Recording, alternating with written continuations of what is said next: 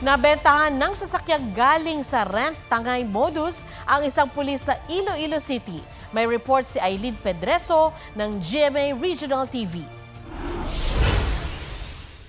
June 29 ang rentahan ng isang magkasintahan ang sasakyang ito sa rent-a-car services ni Christine Poneles sa Iloilo City.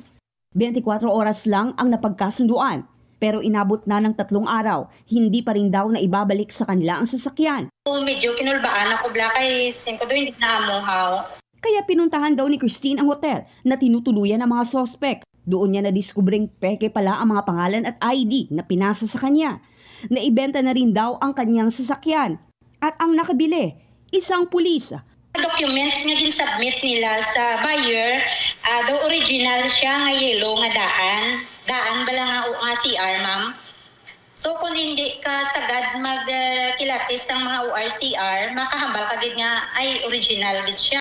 Ang mas nakapanlulumo, ibinenta pa raw ng pulis at ng asawa nito ang kanilang sasakyan para mabili ang inaalok na sasakyan ng mga sospek sa halagang 365,000 pesos. Sa ngayon na ibalik na kay Christine ang sasakyan. Sinikap ng GMA Integrated News na makuha ang panig ng pulis na nakabili sa sasakyan, pero hindi pa siya nagbibigay ng pahayag. Paalala naman ng pulis siya sa publiko. Red flag na nga daan, sir, pag naging baligya nga salakyan sa imo ukon gamit, balaan mo na kung pilang presyo sila. Pag-ibaligya sa imo sa barato. Aileen Pedreso ng GMA Regional TV nagbabalita para sa GMA Integrated News. Mga kapuso, alamin ang State of the Nation.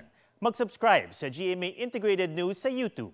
Sa ating mga kapuso abroad, samahan niyo kami sa GMA Pinoy TV at sa www.gmanews.tv.